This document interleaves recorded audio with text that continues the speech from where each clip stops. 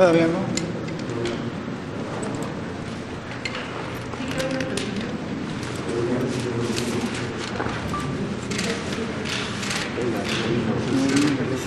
Así estuvo el puente.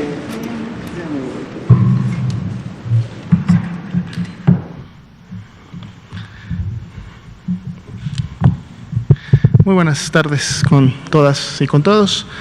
Buenas tardes también a todas las personas que nos hacen el favor de sintonizarnos a través de los diferentes medios. Estamos en la Ciudad de México, Palacio Nacional, para dar inicio a la conferencia vespertina número 200 sobre el tema y la evolución de la pandemia a nivel mundial de COVID-19.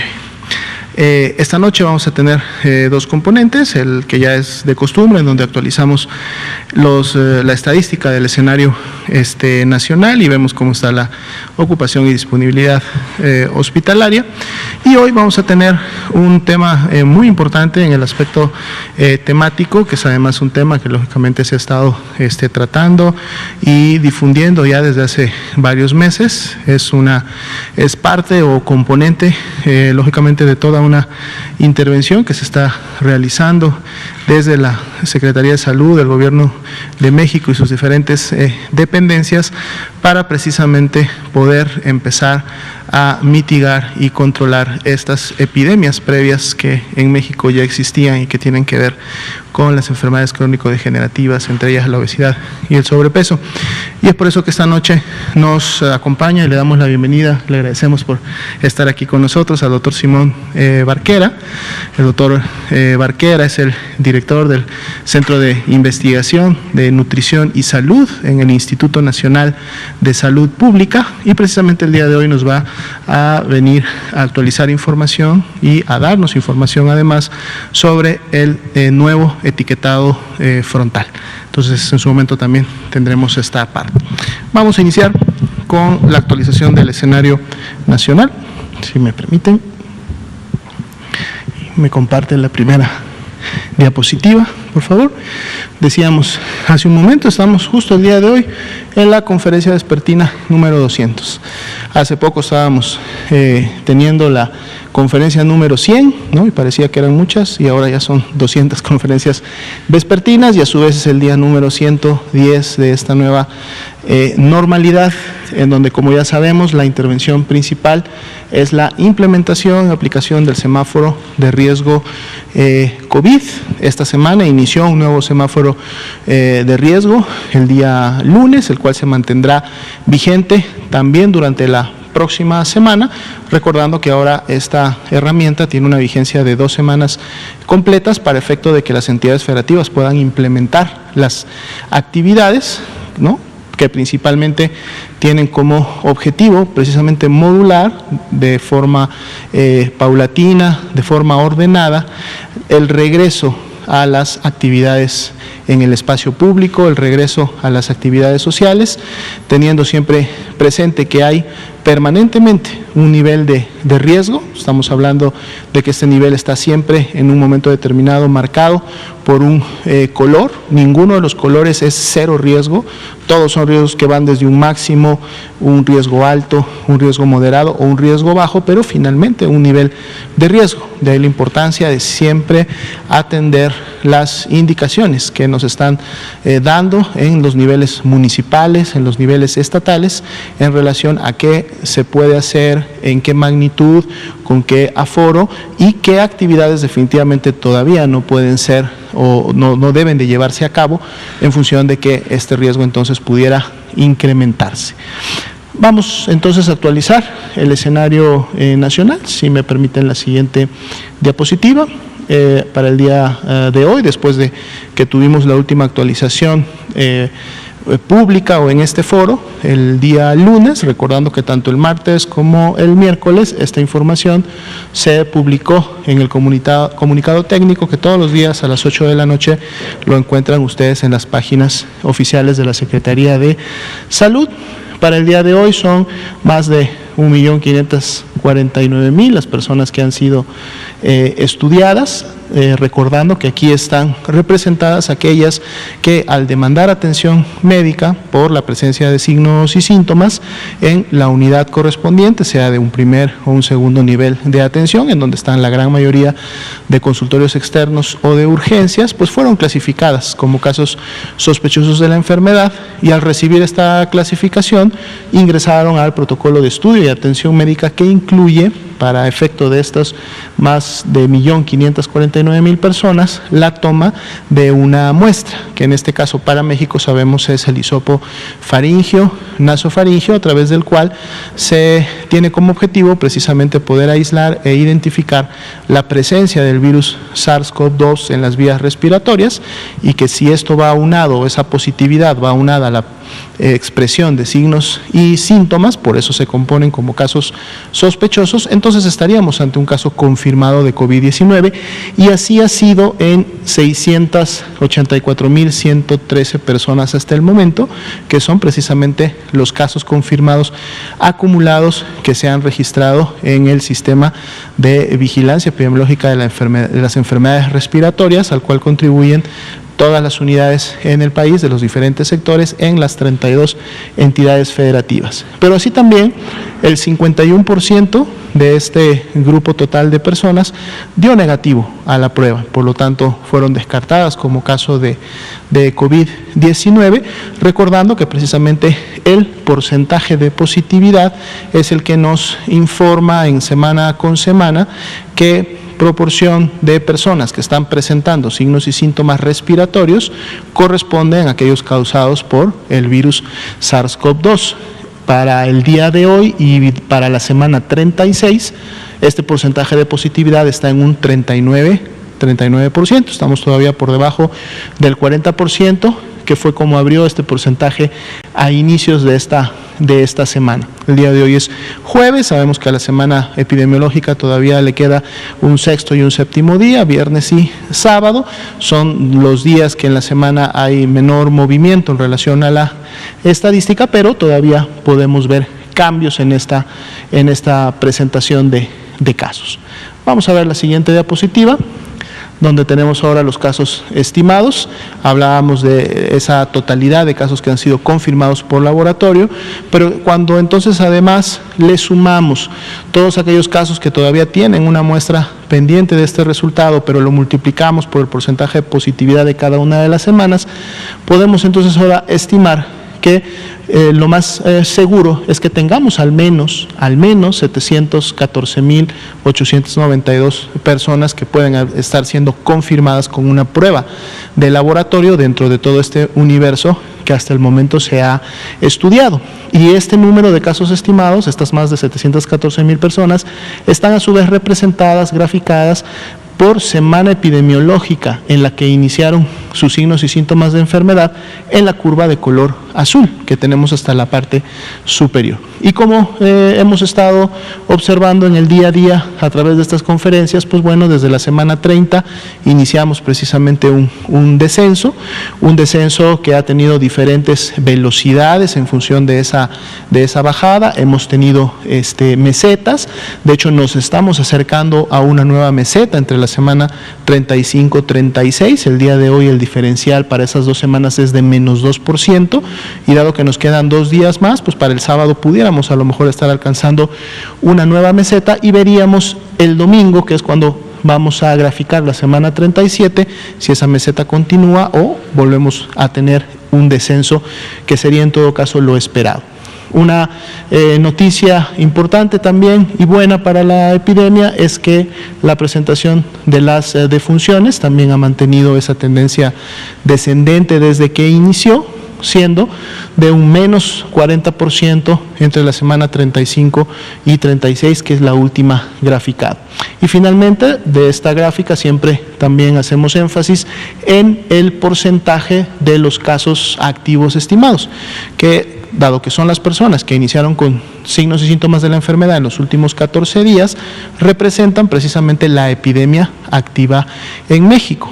El dato que está en casos estimados en color azul es el acumulado que estimamos ha sucedido ha ocurrido hasta el momento en México desde el 27 de febrero, que se presentó el primer caso importado y confirmado para el país, por lo que de todo ese total, los casos en los últimos 14 días representan el 5%, y ese es un porcentaje que también hemos visto que ha tenido, más allá de una estabilidad, también un descenso semana con semana, y es un indicador también al que les damos seguimiento y que nos revela también esta disminución, esta caída que en su momento vemos ya desde la semana 30 prácticamente. Lógicamente estaremos atentos a cómo se sigue comportando. Vamos a ver ahora rápidamente la ocupación y la disponibilidad hospitalaria. Esta información realmente ustedes se habrán percatado que al menos ya en el último mes o mes y medio no varía tanto día con día. Al principio de la epidemia, cuando estábamos todavía en la fase de subida en lo que se refiere a la curva nacional, pues bueno, sí teníamos movimientos importantes porque se daba la transmisión, se daba el número de contagios y teníamos un número también importante de personas que requerían de la hospitalización, el segundo y tercer nivel. Sin embargo, en estos momentos en los que estamos más bien en una fase de descenso de la epidemia a nivel nacional, pues bueno, es un indicador que más bien está disminuyendo en lo que se refiere a la ocupación diaria, o se mantiene muy estable en el día a día.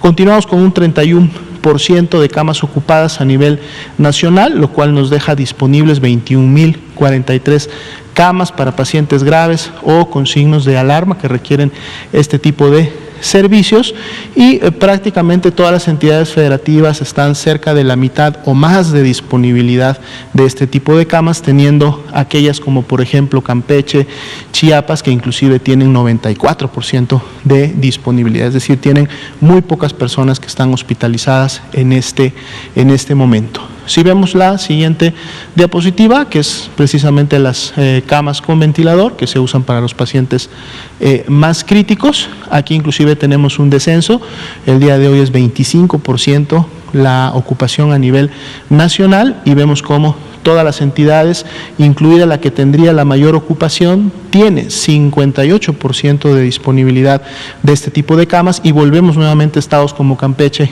y como Chiapas, que tienen el 97 y el 93% de este tipo de camas disponibles para las personas que sí lo vayan a requerir. Entonces, bueno, estos serían los números para esta noche y con la actualización para el día de hoy. Y ahora le daríamos el tiempo que requiera el doctor Barquera para el componente temático. Buenas tardes, muchas gracias, doctor José Luis Salomía. Buenas tardes, invitados y personas que nos escuchan desde su casa. Me da mucho gusto tener la oportunidad el día de hoy de platicarles del etiquetado frontal de alimentos mexicano, que es una estrategia de salud pública muy nueva, pero que tiene trabajándose en el país por muchos científicos alrededor de 14 años. Y quiero reconocer ahí al equipo de investigación del Instituto Nacional de Salud Pública, que cuenta con una serie de investigadores que han estado trabajando de tiempo completo por muchos años en este proyecto. La que sigue, por favor. El etiquetado frontal de advertencia es una estrategia que tiene una razón de ser. ¿Para qué sirve? Sirve para evaluar de una forma muy rápida la calidad de los alimentos. Esto es muy importante en el contexto de los estilos de vida actuales, muy apresurados, con poco tiempo, con mucho trabajo, con muchas opciones, y el que se pueda evaluar rápidamente un producto es muy importante. Que este etiquetado sea entendido por casi toda la población es muy importante, no solo por los que tienen una ingeniería o un grado de nutrición, tiene que ser entendido por la mayor parte. Si se puede entender por los niños es formidable, es un etiquetado muy útil. También que sea claro, que no genere confusión y que permita hacer elecciones más saludables de productos, y que facilite entonces la reformulación de productos. Todos estos cambios en la conducta del consumidor pues pueden de alguna manera ser un incentivo adecuado para que la industria que produce productos con ingredientes no saludables pues los reformule. La siguiente, por favor. ¿Qué es lo que tenemos en la actualidad? En la actualidad tenemos este sistema de etiquetados que es muy complejo, que tiene 6 globos y que tiene números y porcentajes y porciones. Y lo que pasa con este sistema es que es un sistema que fue desarrollado por la industria de la comida chatarra hace como 10 años. No existe ningún estudio que demuestre que este sistema funciona para orientar mejores decisiones por los consumidores. En muchos países hay estudios que demuestran que no se entiende, como en Alemania, y en México tenemos estudios que demuestran que no se comprende. No hay ningún estudio que demuestre que tiene alguna utilidad. Se basa en 2,000 calorías al día. Esa es la porción estándar en la que se basan esos porcentajes de las guías diarias de alimentación, como le llaman.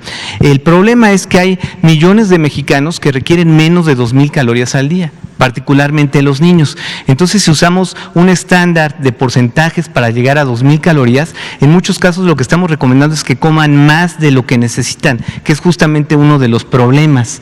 También considera 90 gramos de azúcar como la cantidad recomendada por día. Esto pues preocupa mucho y a nosotros nos parece incluso engañoso, porque la Organización Mundial de la Salud lo que recomienda son 50 gramos de azúcar y eso como el máximo tolerable. Entonces pues es casi el doble del máximo tolerable y en niños todavía se puede requerir menos azúcar. Entonces es otro problema de este sistema de etiquetado. También que utiliza porciones arbitrarias. Por ejemplo, en el ejemplo que tenemos ahí, dice 125 gramos. Y entonces ahí vienen todos los porcentajes para 125 gramos. Y si lo queremos comparar con otro producto y el otro producto tiene 400 gramos, va a tener otros números. Entonces va a haber que hacer una serie de cálculos para entender cuál es mejor o peor y eso es muy complicado. Entonces el que requiera cálculos también lo hace un mal sistema. La siguiente, por favor. Entonces, una de las cosas que hicimos nosotros muy temprano, en el 2011, es evaluar este etiquetado cuando ya se anunciaba y ya lo empezaban a adoptar algunas compañías aquí en México de manera voluntaria. Y lo que vimos muy rápidamente con estudiantes de la carrera de nutrición es que no podían comprenderlo adecuadamente en poco tiempo con estas características, con pocos segundos y tomar una decisión más saludable con este sistema. Eso lo reportamos a los tomadores de decisión y a las agencias encargadas de tomar las decisiones y lamentablemente pues no fuimos escuchados y este sistema se adoptó como un estándar por el Gobierno de México en el 2013. La siguiente, por favor. El sistema tiene varios problemas que pues es muy fácil de mostrar. Por ejemplo, aquí podemos ver una bebida azucarada. Las bebidas azucaradas son un problema en nuestro país, causan más de 40,000 muertes cada año. Y entonces sería muy importante orientar a la población a que el consumo de estos productos pues se limitara en la mayor medida posible. Aquí podemos ver en la parte de arriba que esta bebida dice 200 mililitros aportan 25 gramos de azúcar. Entonces, imagínense ustedes, 25 gramos de azúcar ya es el 20% de lo que necesita una persona en todo el día. Pero, ¿qué creen? Este envase tiene 600 mililitros, o sea que realmente debería de decir 75 gramos de azúcar. Y eso dice que es el 60% de lo que necesita una persona, pero eso lo dicen usando el estándar que ellos pusieron de 90 gramos. Si usamos el estándar de la OMS, de la Organización Mundial de la Salud, este envase tendría 150% del azúcar que necesita un adulto en todo un día. Y el problema es que esto a veces lo consumen los niños, en los que sería mucho más de esta cantidad, podría llegar a ser el doble de lo que se requiere de azúcar. Y esa es una de las causas de que hayamos visto pues que este etiquetado no contribuyó a mejorar las elecciones saludables, no contribuyó a que la gente supiera qué productos tienen ingredientes críticos que afectan la salud. La siguiente, por favor. Los ingredientes críticos que afectan la salud, de acuerdo con la Organización Panamericana de la Salud, y que tienen mucho que ver con esta epidemia de enfermedades crónicas, son los niveles altos de azúcar, grasa y sal agregados a los alimentos ultraprocesados. En Chile, cuando nosotros implementamos ese etiquetado que está abajo, el de la industria, implementaron un etiquetado que se llama etiquetado de advertencia, que simplemente avisa que hay niveles muy altos de azúcar, grasa o sal o calorías en los productos ultraprocesados. Y es un sistema muy simple que muy rápidamente vimos que empezaba a tener estudios en pilotos que era muy fácil de comprender por la población. La siguiente, por favor. Hay una serie de mitos respecto al etiquetado que observamos mucho en México. Dicen, por ejemplo, que este nuevo etiquetado no va a funcionar porque todo producto tendrá sellos. Eso es falso. Realmente, como mencionó el doctor Juan Rivera hace unas semanas, el consumo de alimentos ultraprocesados es de alrededor del 30% de la dieta del mexicano. Es decir, 70% de lo que comemos es natural, fresco y no va a tener sellos. Ahora, de los productos ultraprocesados, hay un 15% que ya por default, lo hemos evaluado, no tiene ningún sello, como un 15% que tiene un sello, y luego ya hay productos que tienen más sellos y que pues posiblemente se reformularán para mejorar su perfil. Otra cosa que dicen es que no va a funcionar porque el consumo de comida chatarra va a continuar. Dicen, eso no va a servir, la gente va a seguir consumiendo comida chatarra. Bueno, el objetivo de este etiquetado es simplemente orientar a la población a que tengan la información para tomar elecciones saludables. Entonces, lo comentó el subsecretario Ernesto Acevedo de Economía hace también unas semanas, puso la analogía de cuando uno va en la carretera y ve un letrero que dice el límite de velocidad es de 80, curva peligrosa. Bueno, el Estado está cumpliendo con la obligación de darle información para que uno pueda tomar una buena decisión. Es exactamente lo mismo, no es satanizar ningún producto, no es tampoco hacer algo que implique necesariamente que se tenga que desaparecer ese producto, es simplemente advertir sobre las características del producto a la población. También dice que generará afectaciones económicas y eso no se sostiene porque en Chile se implementó y no hubo efectos, se evaluó y no hubo afectaciones económicas. Esto lo ha declarado la misma industria. Y también el subsecretario Ernesto Acevedo de Economía ha mencionado esto, que es muy lógico. La gente va a seguir yendo al súper y va a seguir comprando productos. Simplemente va a haber grandes ganadores que van a ser los productos con menos sellos, que tengan el perfil más saludable, y los productos más chatarra, los que tengan muchos sellos, pues probablemente se van a consumir un poco menos. También dicen que el problema son las garnachas, los productos tradicionales mexicanos, y eso es una mentira. También el doctor Juan Rivera mostró aquí la encuesta nacional de nutrición y salud, en la que se hizo una evaluación muy cuidadosa de hogares representativos de todo el país, y donde se encontró que la principal contribución a azúcar, grasa y sal agregada en la dieta del mexicano viene de los alimentos industrializados. Otra cosa es que las garnachas son un conjunto de alimentos heterogéneos donde hay muchos tipos que son muy saludables y que ojalá y se consumieran en lugar de consumir comida chatarra. Los otros 3 puntos los voy a discutir más adelante, pero son que no da detalles de ingredientes, dicen el etiquetado de advertencia, que falta una estrategia integral, que esto no va a resolver porque lo que se requiere es una estrategia integral, y que es una copia al vapor del sistema chileno. La siguiente, por favor. Bueno, sobre lo de que es una copia al vapor del sistema chileno, más bien lo que ocurre en investigación y en ciencia es que uno siempre basa sus esfuerzos en la mejor evidencia posible, y en el momento en que surgió el etiquetado chileno tenía la evidencia de ser la mejor alternativa, y entonces nosotros rápido lo evaluamos en el 2016 en 4 países con apoyo de UNICEF, y mostramos rápidamente que niños mexicanos entendían incluso mejor ese etiquetado que jamás habían visto que el etiquetado que ya teníamos en México, en el que el gobierno había gastado muchos recursos para una campaña educativa. La siguiente, por favor. Desde ese entonces hemos estado desarrollando un programa de investigación que incluye muchos estudios. Aquí pueden ver más de 10 estudios publicados en revistas internacionales de alto impacto, donde para ser publicados se requiere de mucho rigor científico, y donde se analizan distintos puntos del etiquetado que nos hicieron llegar a esta alternativa del etiquetado frontal de advertencia. En esta gráfica podemos ver también otra serie de estudios, la siguiente por favor, que ya se publicaron en el 2020. Entonces, alrededor de 20 estudios tenemos que sustentan este etiquetado. Es un sistema tan bien sustentado que cuando fueron las discusiones basadas en evidencia y transparentes en la Secretaría de Economía y COFEPRIS para elaborarlo, pues hubo mucho consenso muy rápidamente por parte de todos los grupos interesados en la salud. Y aquí se puede ver cómo quedó el etiquetado mexicano. Es muy parecido al chileno, pero tiene algunos elementos nuevos. nuevos que los voy a describir más adelante, pero lo más importante es que advierte sobre exceso de calorías, exceso de azúcar, grasa saturada, grasas trans y también de sal, que viene expresada como sodio. Entonces pueden ver la comparación de este sistema, que además desde lejos se puede apreciar en comparación con el sistema anterior, con muchos números y porcentajes. La siguiente, por favor. Algunas de las ventajas que tiene el nuevo sistema también son la tabla posterior. Se dice que el nuevo sistema no da detalles, pero yo lo que les quiero decir es que da detalles y los da de una manera que ahora sí va a permitir que comparemos los productos. Por ejemplo, ahí pueden ver que en la segunda columna dice por 100 gramos o 100 mililitros, es decir, van a estar las unidades estandarizadas. Antes, si uno agarraba un juguito de una marca y era de 125 mililitros, traía una información de calorías y luego el otro decía 200 mililitros, entonces pues traía otra información, pero era distintos tamaños. Entonces es muy difícil que una persona en poco tiempo llegue y compare 5 productos y puede escoger el mejor o saber cuál es el peor.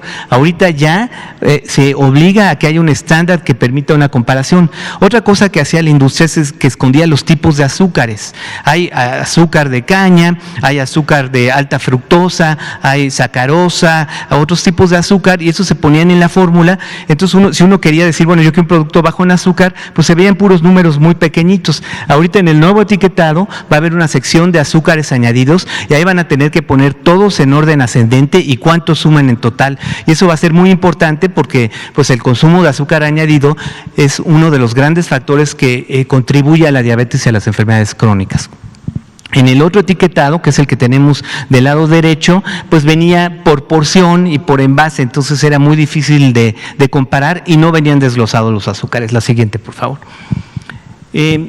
Ahora, les quiero enseñar algunos ejemplos de cómo se ven los productos hoy en día en el supermercado. Este producto es un cereal de arroz inflado sabor chocolate y vean ustedes el etiquetado. El etiquetado está mezclado con el platito de chocolate y en color café, y díganme ustedes si desde ahí pueden ver alguno de los números y con eso juzgar si es un producto saludable o recomendable. Bueno, es muy difícil de ver. Ahora, no sé si alcancen a ver, pero dice en letras blancas, dice una porción es de 30 gramos. Lo que yo les diré es, en las encuestas nacionales de nutrición hemos visto que las porciones de los niños son de 60 gramos, de más de 60 gramos. Es decir que esta tabla, si dice 30 gramos, la tendría que multiplicar por 2 para saber más o menos cuánto le aporta a un niño. Entonces es muy difícil. Abajo vienen los numeritos para que se puedan ver, porque en el empaque no se pueden ver y de todas maneras es muy difícil de evaluarlo. Dice que tiene 21.7 porciones por empaque. Imagínense ustedes dividir ese cereal para sacar las 21 porciones de arroz inflado. En el nuevo etiquetado nada más va a decir exceso de calorías, exceso de azúcares y exceso de sodio. Entonces muy fácil uno va a poder saber que tiene estos elementos. La siguiente, por favor. Aquí también pueden ver otros productos y entonces miren cómo venía antes en color naranja el etiquetado con 9 números y porcentajes, y ahora ya nada más este pan dulce va a decir exceso de calorías, de azúcares y de grasas saturadas. La siguiente, por favor.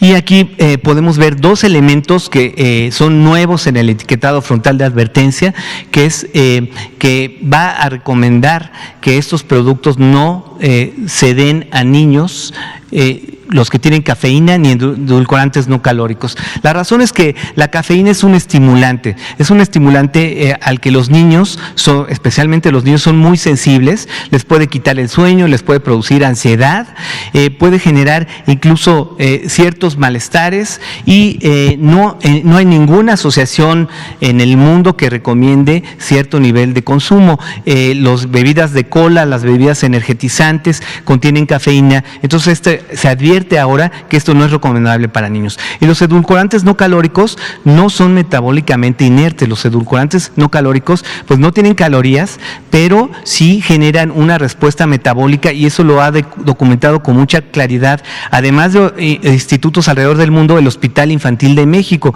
que tiene un estudio importante y que no recomienda que se le den a niños, y además se comenta que se desconoce el impacto de estos edulcorantes a largo plazo en la población. Entonces, por el principio de máxima precaución, pues uno no se los quiere recomendar a nuestros niños. En otros países, para reducir el nivel de azúcar, empezaron a agregar estos edulcorantes en alimentos dirigidos a niños y no queremos que eso suceda. La siguiente, por favor.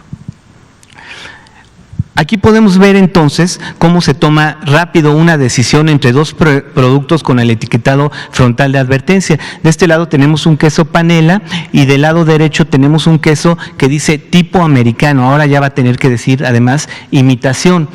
Y los etiquetados tradicionales pues ni se alcanzan a ver, pero aquí yo se los puse para que los puedan ver en unas tablas.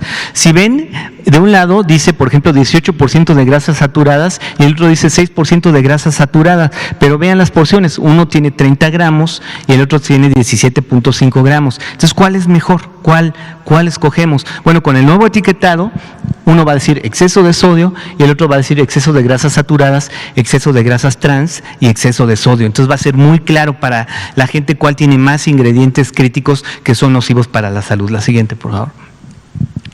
Y aquí les presento 4 etiquetados del GDA, el etiquetado anterior, de harinas para hot cake. Y si ustedes los ven ahí, y esto se lo puedo hacer también a personas que son profesionales de la salud, y es muy difícil saber de forma rápida, así en 15 segundos, cuál de estos tiene el mejor perfil. Uno por acá dice que la porción es de 40 gramos, el de arriba dice que la porciones de 80 gramos, el de acá dice 93 calorías, el de allá dice 83 calorías, es muy confuso. La siguiente, por favor. Ahora miren cómo se ven estos productos, ya se empiezan a ver en el supermercado así. Uno tiene un sello que dice exceso de sodio, el segundo dice exceso de azúcares y exceso de sodio, el tercero también, el cuarto también, y el quinto además dice exceso de grasas saturadas. Entonces yo creo que esto va a permitir que gente que está preocupada por su salud busque los productos que tienen menos sellos o productos sin sellos todavía mucho mejor. La siguiente, por favor. Y aquí podemos ver también que hay productos que nosotros percibíamos como saludables, algunas barras de cereal o algunos cereales que incluso decían que eran pues para personas así como muy deportivas, etcétera, y pues vemos que tienen un muy mal perfil. Imagínense ustedes encontrar productos que tienen 4 sellos, lo que quiere decir, bueno, son productos que están llenos de ingredientes nocivos para la salud, que antes no nos podíamos dar cuenta con ese etiquetado y que ahora pues muy rápidamente vamos a poder decir, pues yo este producto a lo mejor ya no lo voy a andar comiendo todos los días en el desayuno, ¿no? La siguiente, por favor.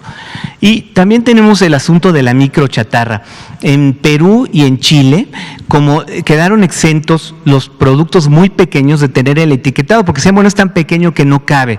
Y eso lo que hizo fue que la industria generara toda una oferta de microchatarra, se puso de moda la microchatarra.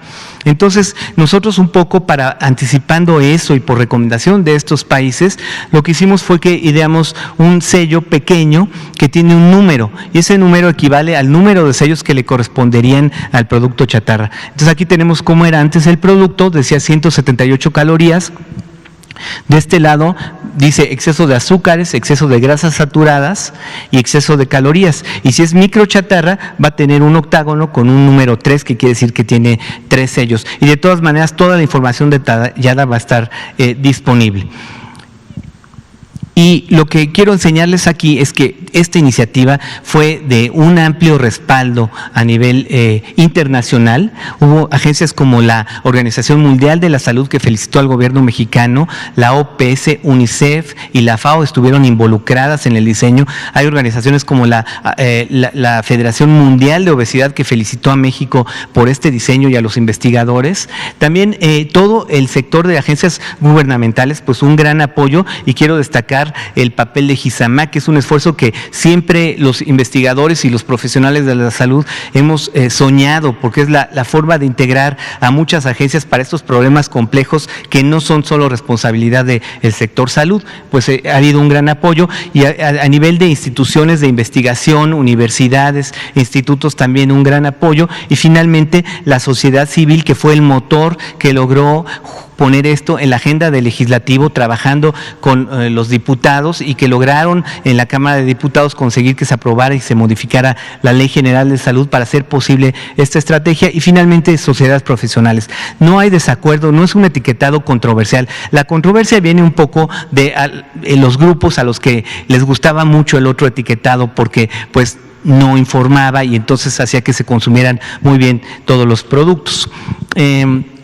Quiero entonces concluir por decir que el etiquetado mexicano claro es una estrategia de salud pública, es parte de la política integral de obesidad. Es una gran oportunidad, además de articular otras estrategias de esa política integral.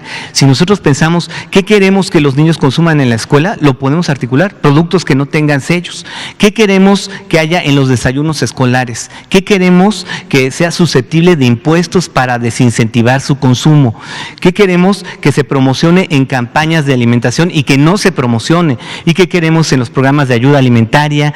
¿O cómo articulamos orientación alimentaria fácil? Bueno, para eso va a servir este etiquetado, desde luego para regular la publicidad dirigida a niños y en puntos de venta, que es muy agresiva y que también gracias a este etiquetado no va a poder venir en el empaque, pero puede llegar más allá. Puede ser que los productos pues que tengan muchos sellos no se puedan poner en los puntos de venta a una altura donde claramente van dirigidos al consumo de los niños, que son la población que queremos proteger. Entonces, en resumen, pues este etiquetado va a mejorar las elecciones de la población y va a ser una herramienta que va a permitir que respondamos mejor al gran reto que estamos enfrentando de COVID y a la gran carga que tenemos por enfermedades crónicas. Muchas gracias. Muchas gracias, doctor Olquera.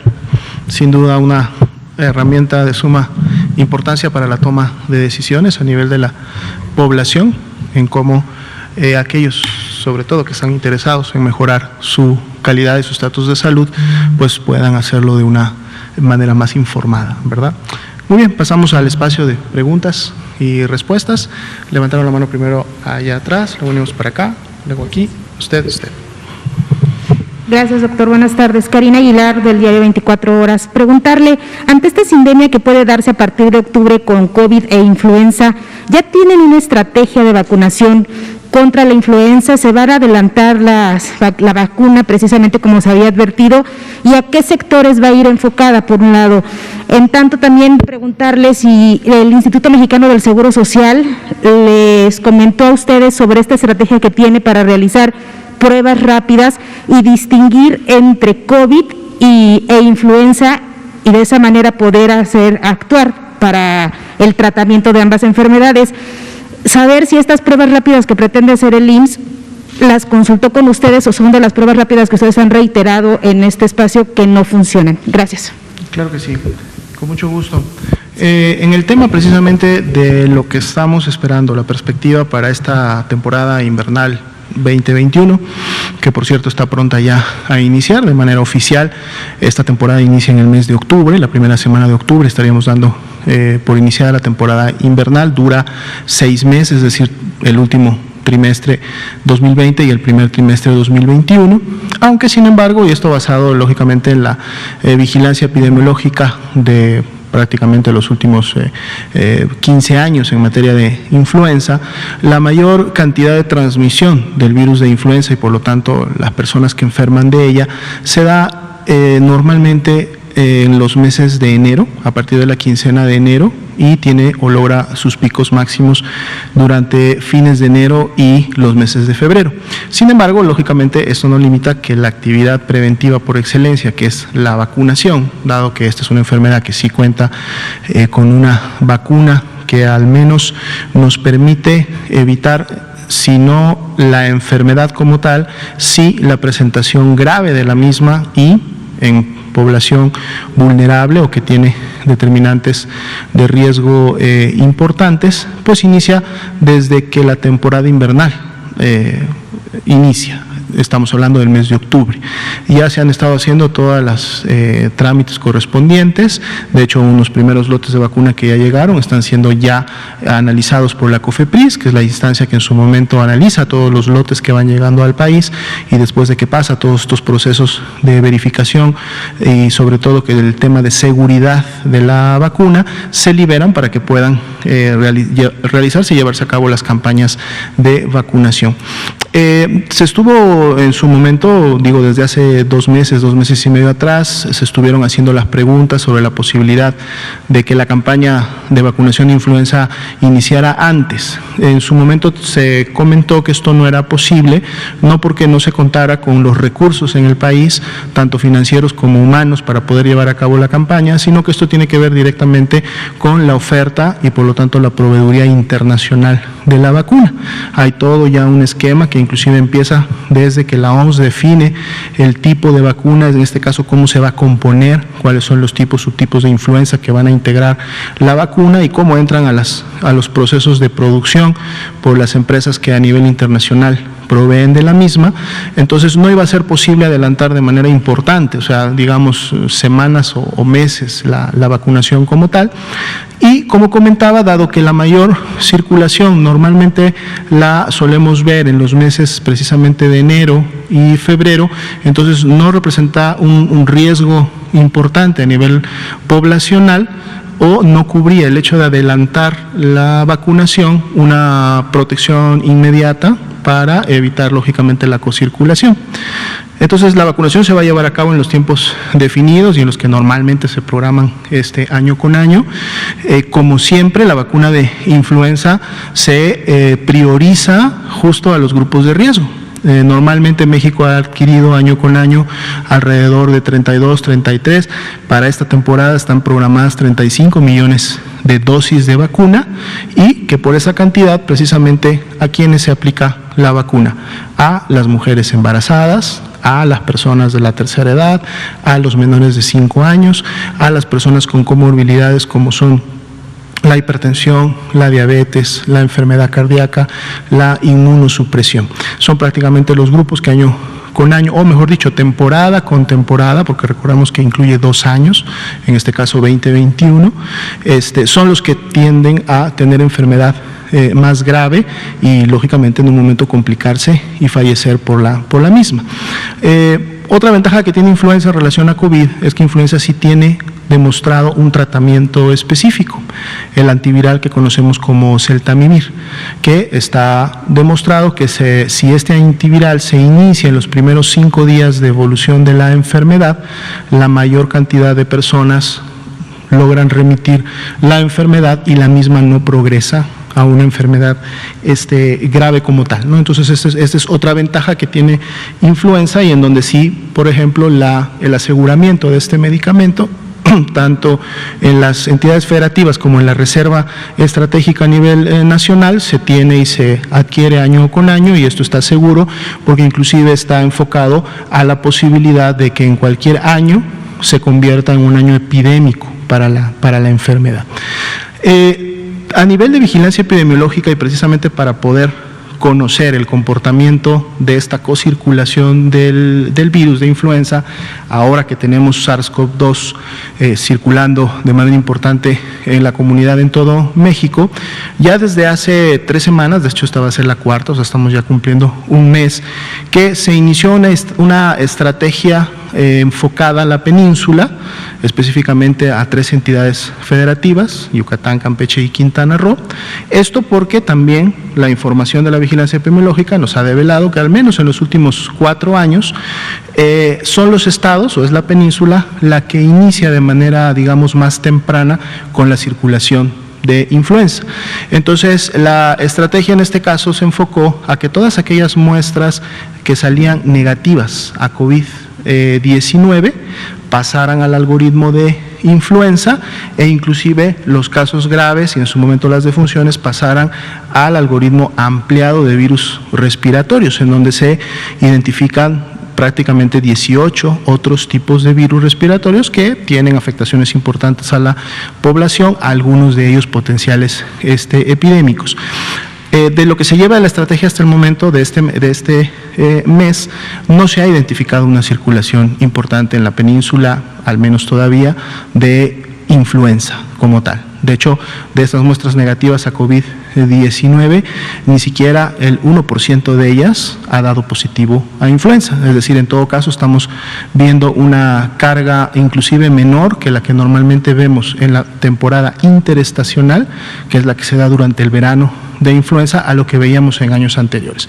Esta estrategia también tenía como objetivo poder realizar un piloteo y definir la estrategia nacional que vamos a implementar ya no solamente en estos 3 estados de la península, sino en las 32 entidades federativas, en donde precisamente influenza forma parte de los virus a vigilar durante la temporada invernal. Si ustedes recuerdan, dentro del modelo de vigilancia epidemiológica de la enfermedad respiratoria aguda, se diseñó precisamente en ese contexto porque no pretende solamente identificar una sola enfermedad o un solo virus, sino todas aquellas que en su momento pueden estar siendo producidas por virus respiratorios.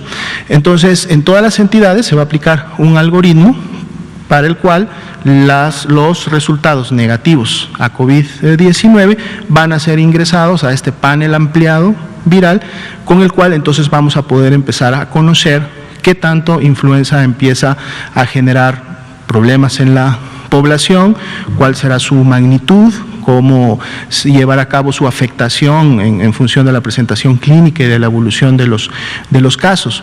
¿Qué hemos visto hasta ahora? Recordemos que mientras nosotros estamos cerrando nuestra temporada de verano aquí en el hemisferio norte, el hemisferio sur está en invierno.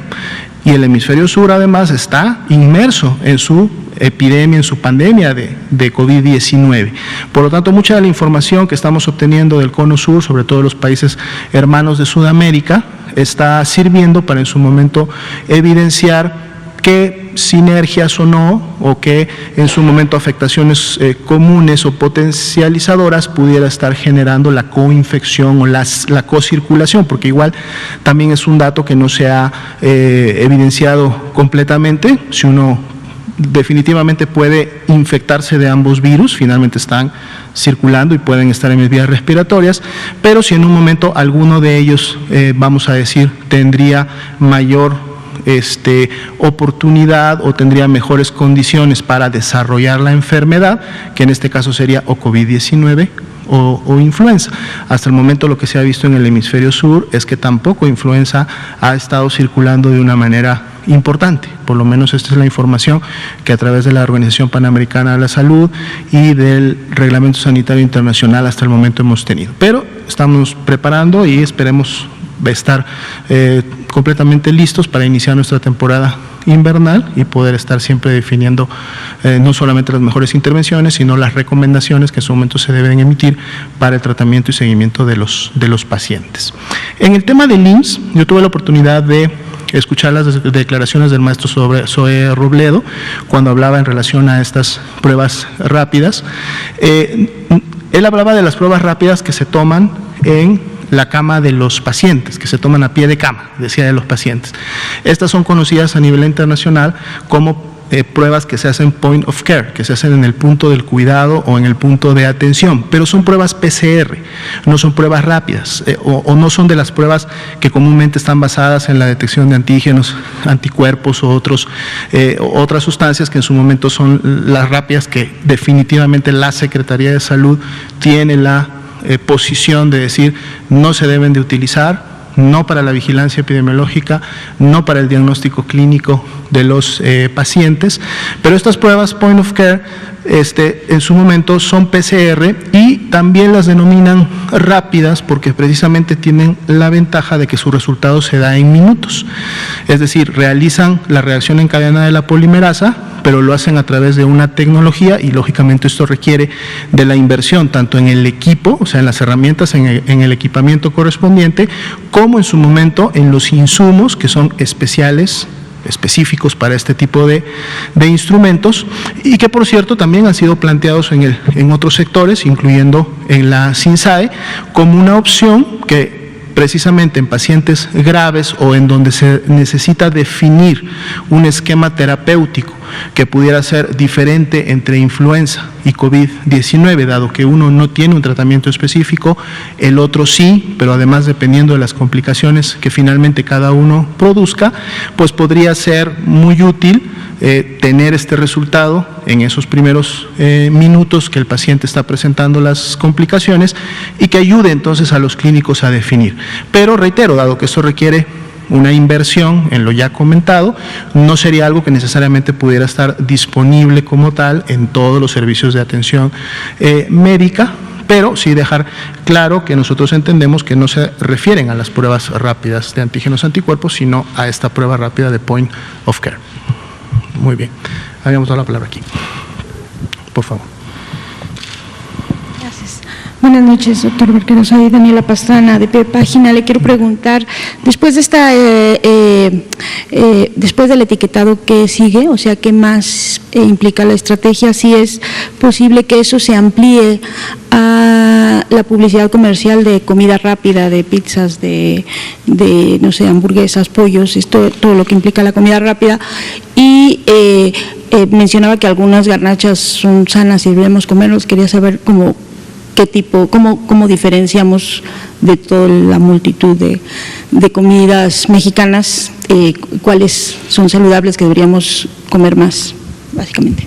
Sí, muchas gracias. Bueno, lo que tenemos es un programa de evaluación de políticas a nivel internacional que ha estado articulándose con agencias como la OPS-OMS, UNICEF y también la FAO, y en México se ha estado articulando a través de ese grupo intersecretarial llamado GISAMAC, que busca dietas que sean sustentables, sostenibles, asequibles, sabrosas, que sean amables con el ambiente, que permitan una huella de carbono menor y que sean saludables. Entonces, bueno, esta es una de las grandes partes, uno de los componentes de la estrategia para una mejor salud alimentaria, que está también arrancando con mucha energía. También debo decir que se ha estado trabajando de manera muy intensa entre los grupos de salud con la SEP para el programa de salud escolar. Y el programa de salud escolar ahora sí ya dice cosas que los niños necesitaban saber y que no se había permitido que se expresaran. Por ejemplo, que las bebidas azucaradas son malas para la salud, que producen diabetes, que producen una elevada mortalidad, o que la comida chatarra, lo mismo, que la comida chatarra es uno de los grandes determinantes de la epidemia y que tenemos que mejorar el ambiente, consumir más agua, etcétera. Entonces, toda esa parte en escuelas también se está articulando. Hay una serie de oportunidades que usted señala acertadamente que se tienen que seguir trabajando y fortaleciendo con la evidencia. Por ejemplo, estamos viendo que los puntos de venta son un espacio de oportunidad donde las compañías enfocan sus esfuerzos en atraer a los niños con productos, incentivos, personajes, etcétera. Entonces, pues pensamos que ese es un área donde se tiene que pensar cómo. Lo ideal sería que las propias industrias pues se autorregularan y dijeran no vamos a poner productos que tienen ingredientes dañinos para promocionar a los niños, pero pues no ha pasado nada ahí en los últimos 14 años y, por ejemplo, ahorita que salió el etiquetado, en unas cuantas semanas ya muchas compañías ya reformularon y ya le bajaron el sodio. En semanas estamos viendo beneficios de este nuevo etiquetado porque ya muchas compañías ya le bajaron el sodio a sus cereales y ya le bajaron las grasas, quitaron grasas trans, etcétera. Lo estamos monitoreando. Otras cosas donde hay una gran oportunidad efectivamente es en comunicar en las grandes cadenas el contenido calórico de sus menús. Eso es algo que desde luego que puede contribuir a la orientación alimentaria y es muy deseable y se tiene que ir buscando la forma de articularlo, y todas las otras oportunidades que yo comentaba de la estrategia, orientación alimentaria, campañas, desayunos escolares, en las comunidades, alrededor de las escuelas, todo el ambiente alimentario pues puede buscarse que sea más saludable y con menos presencia de estos productos malsanos. En cuanto a la comida tradicional mexicana, pues es impresionante lo saludable que es.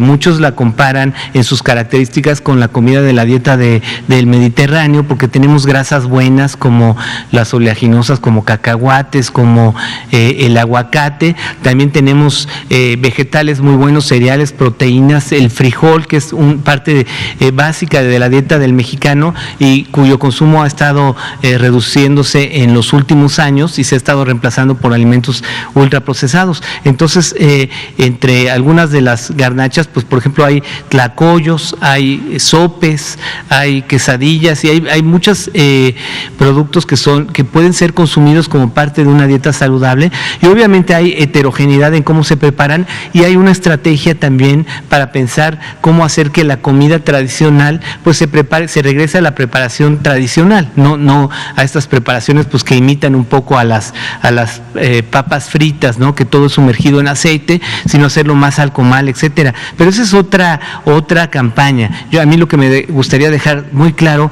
es que las encuestas nacionales que evalúan con mucho detalle la dieta en todo el país, lo que han encontrado es que el principal determinante de los altos consumos de azúcar, grasa y sal son los alimentos ultraprocesados. Entonces, este es un primer paso que se tiene que dar sí o sí si queremos mejorar y reducir las enfermedades crónicas en el país.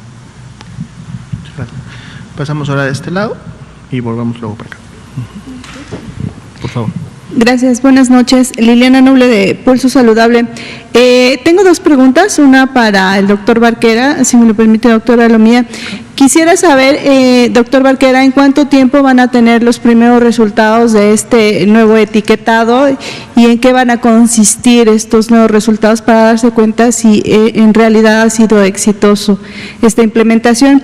Y para usted, doctor Alomía, algunos países de Latinoamérica han expresado a la Organización Mundial de la Salud su intención de pedir una prórroga para inscribirse en este programa de las vacunas de COVAX. En esta intención está México, ¿y por qué sería así? Gracias. ¿Cómo no? Gracias, doctor. Bueno, los resultados que se van a tener de este etiquetado los estamos generando todos los días, y hay muchos tipos de evidencia que vamos a ir obteniendo en los siguientes meses. Por ejemplo, en Chile se demostró que el solo hecho de que entrara en vigor el etiquetado generó una reformulación sustancial por parte de la industria, es decir, la industria que decía que tecnológicamente no era posible reducir el azúcar o la sal o la grasa, cuando entró el etiquetado, pues se prepararon y mejoraron el perfil de sus productos.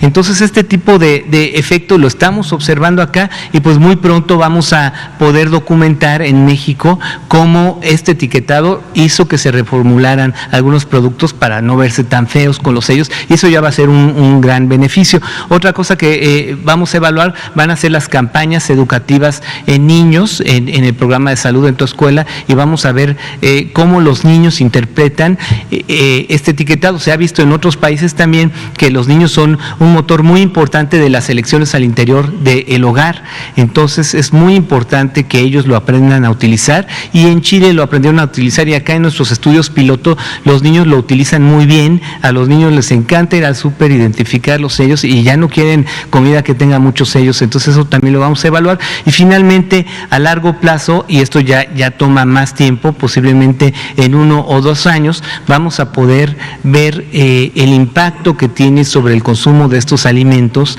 el etiquetado, controlando para la reformulación, y eso va a ser un impacto muy bueno, porque eso es lo que queremos, nada más demostrar que mejora las elecciones y que es una estrategia más. A veces dicen, bueno, pero ¿cuándo va a demostrar que redujo la obesidad? No es una estrategia, solo es parte de una política más grande, pues no puede por sí sola demostrar un impacto en obesidad, pero lo que sí sabemos es que si se reducen un poquito las calorías, solo la cuarta parte de una latita de refresco, la cuarta parte, pues con eso sería suficiente en 5 años para generar ahorros por 39,000 millones de pesos y para disminuir niveles de índice de masa corporal equivalentes a obesidad, pues por más de 1 millón de personas.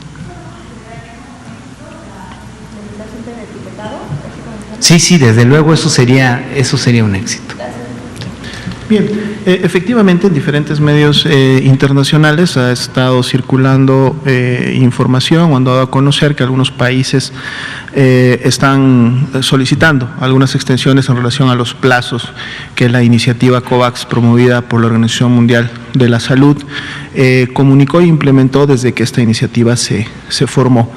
El primero de ellos, que precisamente venció el pasado 31 de agosto, fue la declaratoria de intención, es decir, en la que el país o los países, cada uno de ellos, pues declaraba que tenía intenciones de participar de esta iniciativa y que por lo tanto estaría integrando una propuesta formal en relación a la cantidad y el modelo por el cual adquiriría la vacuna, la que precisamente debe de ser enviada el día de mañana 18. 18 es la segunda fecha marcada en la iniciativa para poder enviar ahora un documento que hable sobre el compromiso al cual el país ya va a suscribir en relación a la adquisición de la vacuna. Y posteriormente, la siguiente fecha importante, en todo caso para México, hay una fecha intermedia que es el 29 de septiembre, en donde se van a definir otros temas de componentes, pero están más en el campo de COVAX como tal. Realmente la siguiente fecha importante para México sería la del 9 de octubre, que es cuando tendría que quedar lógicamente transferido o en su momento liquidado lo correspondiente a los anticipos que se están solicitando para la vacuna. México no forma parte de los países que han solicitado una extensión. Recordemos también que dentro de la iniciativa COVAX, de entrada hay dos grupos de países, aquellos que van a autofinanciar su vacuna, es decir, que vamos a pagar, México forma parte de este grupo, que va a pagar por su vacuna con fondos propios, con fondos del país. México ha estado haciendo toda la provisión para poder salir con esta solicitud y en su momento compra de lo que se requiere o de lo que permite la iniciativa COVAX para cada uno de los países, pero hay otros grupos de países que por sus, condiciones económicas van a poder tener acceso a financiamiento internacional, y esto también a través de los mecanismos que la OMS y la OPS tiene ya definidos para estos países. Entonces, puede haber, una mezcla un poco de los diferentes modelos de adquisición y que algunos de estos países en estos grupos estén pidiendo, lógicamente, un poco más de tiempo para terminar de definir sus condiciones o en su momento poder hacer la suscripción de sus compromisos, pero para el caso de México, que estamos avanzando en tiempo y forma, y lo que hasta el momento está definido es que el día de mañana se va a remitir el documento correspondiente en base a lo que toca y en base a la calendarización. No, en este momento todavía no. Recordemos que la iniciativa COVAX precisamente pretende asegurar el acceso a los diferentes tipos de vacunas que en este momento se están produciendo, dado que todavía no hay ninguna vacuna que haya entrado a fase de producción y que por lo tanto no se tenga una expectativa de el número o cantidad de dosis que va a tener disponible, ni mucho menos la fecha en lo que esto puede ocurrir. Todavía en COVAX no se habla de una vacuna en particular. Cuando hablamos de COVAX hablamos de acceso a todas las vacunas que en algún momento estén disponibles para su compra y para su adquisición. ¿Sí? Bueno. Precisamente como el día de mañana, 18, es el plazo para hacer la suscripción correspondiente, los equipos técnicos, tanto que tienen que ver con el tema de la vacuna como las áreas administrativas, están precisamente en esa última fase, definiendo. Mañana que se realice la suscripción como tal, yo creo que a lo mejor para el fin de semana o la próxima semana se podrá tener ya los datos específicos de lo que México suscribió. Bueno, nos ha ganado el tiempo esta noche, ya son las 8:02, pero mañana seguimos con las conferencias y con las preguntas. Muy buenas noches.